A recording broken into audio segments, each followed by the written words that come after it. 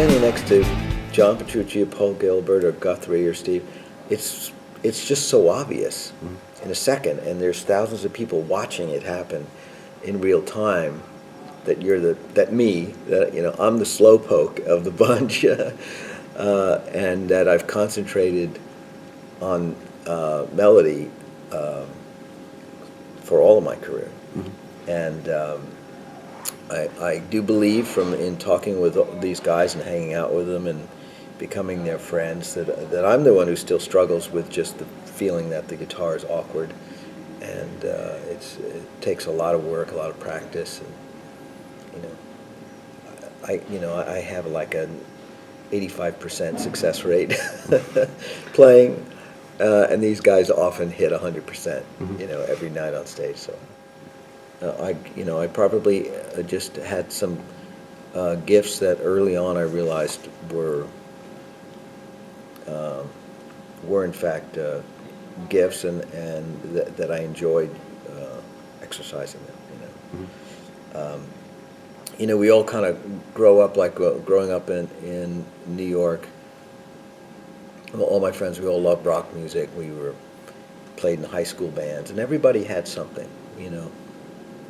You'd be in a high school band, and your drummer would, for some reason, embody what you thought was the coolest part of rock and roll. They looked cool, they acted cool, they were, had the sort of devil-may-care attitude towards practicing or something, maybe your singer had the sex appeal, and your bass player was really thoughtful and, kept everything together for the band.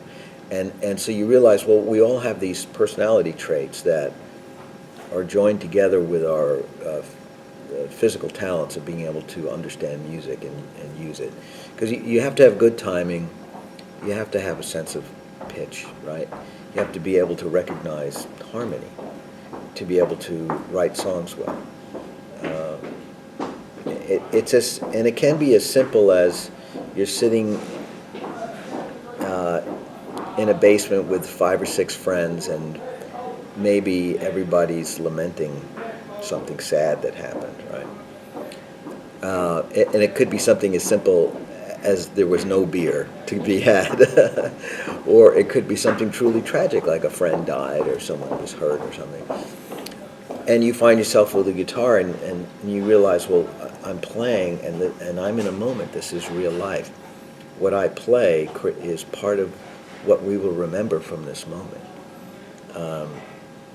I remember connecting with that very often, and then the opposite emotions as well were very important. When we were all feeling good and things were good and we were having a great time, I realized that, well, this is the time to represent this music, this is the moment to represent this feeling with the appropriate music. And so what is that? I was fascinated with that. So how do I help my friends commiserate when I've got the guitar and we're all sitting around? You play something that helps exercise the emotions, and I latched onto that quite early, that music to represent complex emotional stories and events was something that I liked.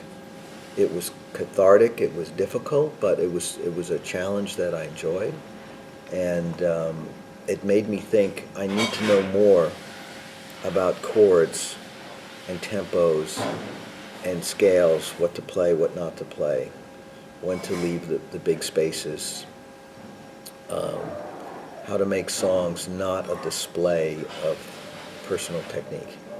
Songs have to be about something, not about your career. So and coupled with the fact that I early on, since I was started out as a drummer and it didn't work out so well, I knew that it was quite possible that I would not rise to the top of technical ability. But it didn't bother me, because there were a lot of bands that were world famous that were made up of people exactly like that.